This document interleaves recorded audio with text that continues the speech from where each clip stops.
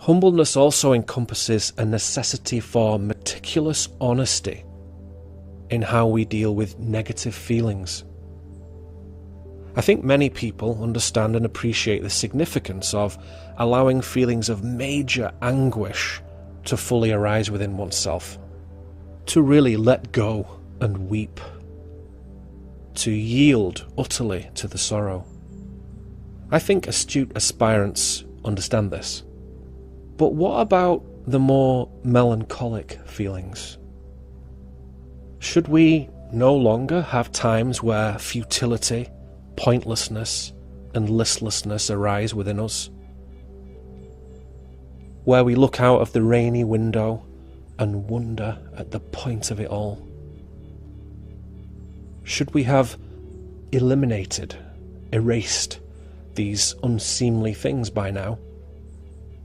Is it weak, or wrong, or shameful to feel like this? No, it is most certainly not.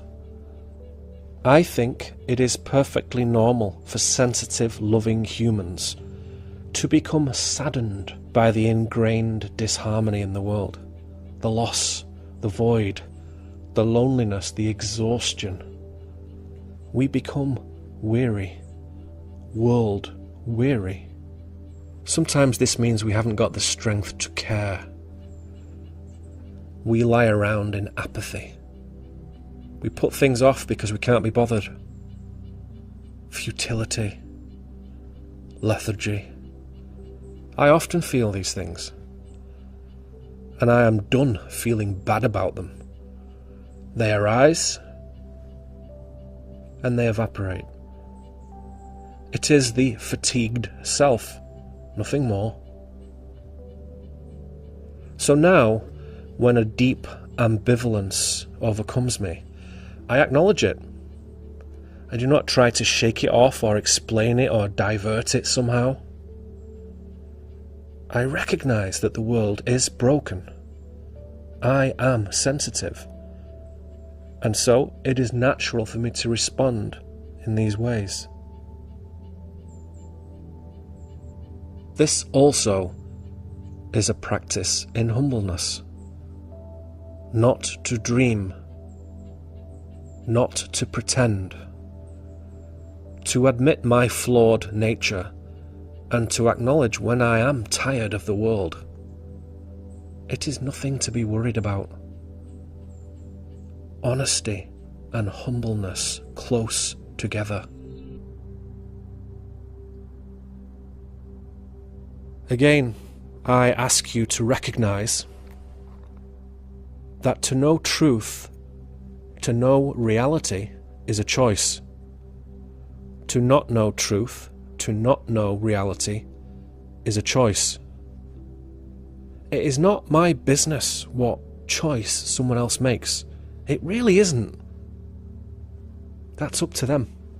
I can only know what I choose. I choose to bake wisdom into every day of my life, imperfectly, blemished in execution, but very honest and getting better. To become better is a practice of faith. Firstly, to cultivate faith in oneself, faith as seeing, faith as knowing, expressing, empirical. Then, faith in providence, the movement of spirit through the whole of life, the interconnectedness of everything, the mirroring of micro and macro, above and below. And this leads inevitably to a faith in the mysterious origin of the providential design and its purpose, which leads to divinity, to source, to the big G upstairs. This is faith in spirit, real.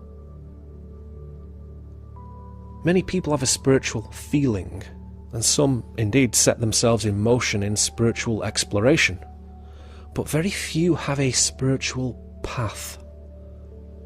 Most have nothing at all, of course. Seeking the truth with all your heart is a black and white thing. It is absolute. Because you're either doing it or you're not. The light is on or off. You can't sort of do it. You can't do it a bit here and a bit there. You have to do it through the sum of your days. It needs consistent and repeated experiential encounter. And it doesn't matter what your circumstances are, whether you're sweeping the yard or sat in a cafe or taking care of family and home, driving a truck, in school, mowing the lawn, whatever. At all times, you have in front of you everything necessary to develop and apply your spiritual understanding. At all times, in every hour of your life, if you wish. Let me be crystal clear about this. The purest, deepest, life-changing spiritual wisdom, emanating direct from the divine, is available to everyone at all times in equal measure.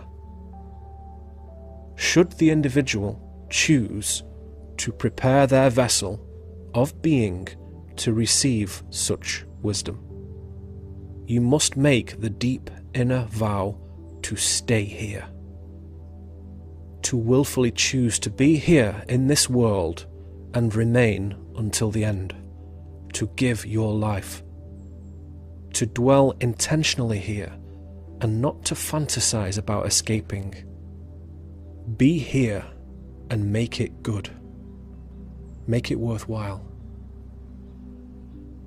Truthful discovery requires powers of discrimination, scholarliness, and instinct.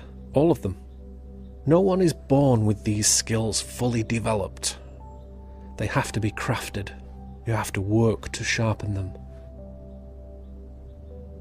If you are serious about communication, and I can't see how a lover of truth cannot be, then the more highly skilled you become in reading, writing, and speaking, the better. Real wisdom comes primarily from one's own personal revelation. You have to figure stuff out for yourself. What is honest? What is quality? What is dishonest? What is rubbish? Become equipped within yourself to sort the pure, the substantial, and the sound from the tainted, the fickle, and the specious. You cannot expect other people to do this sort of work for you. Some other person cannot tell you how things are. They cannot do the detective work on your behalf. There are no summarized reports on the state of reality coming your way anytime soon. This cannot happen by design. You have to find the joy of solving mysteries within yourself. You do it. People will sometimes say, well, they don't have the time for this sort of thing. Why not? What else did they choose to do in life that means they cannot seek the truth with all their heart? Did they have something that was more compelling? Did they make a mistake? Perhaps they couldn't be bothered. If you devote your life to knowing truth, there is not one single transcendental treasure at the end of a long road. It is constant jewels along the path throughout life. Every day, indeed, if you look carefully. Constantly rewarding, satisfying, elevating, all the time. And sometimes these jewels are visible and tangible. It is obvious when we've come across one. And sometimes they are quite invisible. Instead, these rubies and emeralds and sapphires are more like hidden seeds germinating below ground, unseen for a long time. But they are there nonetheless. And something wonderful is happening below the surface. Once you attain a certain threshold of truthful discovery, by virtue of your own God-given ingenuity and personal resolve, you see that you are not entirely alone in your search for truth. Firstly, when your skills are sharp, and when your unconscious fears and desires have been brought into the light and dissolved well enough, the witness of the inner spirit comes to you. Holy in its nature and purpose. It will aid in your sense of distinguishing good from bad, right from wrong. No pluralism, no relativism, black and white. And this Holy Spirit will move into you in accordance with your capacity to host it. If you are contaminated with much unconscious turmoil and much neurosis, you will not be able to hold it, nor receive its signal, nor know its message.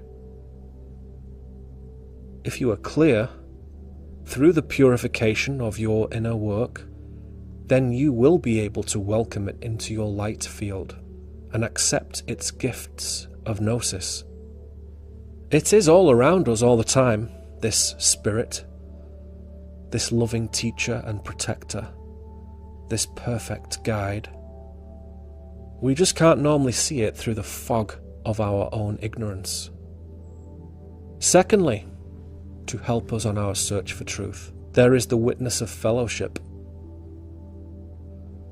When we share our honest life with other high-caliber men and women, when we are inspired and held and known and seen by our brothers and sisters in spirit, we bring about the witness of fellowship.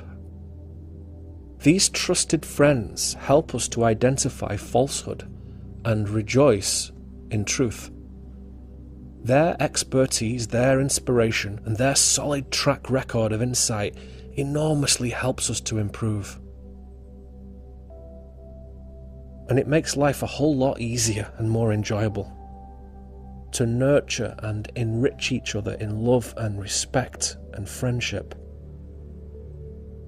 Often enduring after many blood ties come undone. It is beyond flesh. The witness of fellowship is truly transcendental, because it supports a movement toward the divine. Now, we appreciate the wider dimension to what it means to seek truth with all your heart. And overall now, we can say that the devotion necessary to love, to be humble, to seek the truth, is no mean feat. It is a daily practice. It is a life's work. Contained within this simple formula is a life-changing key to wisdom.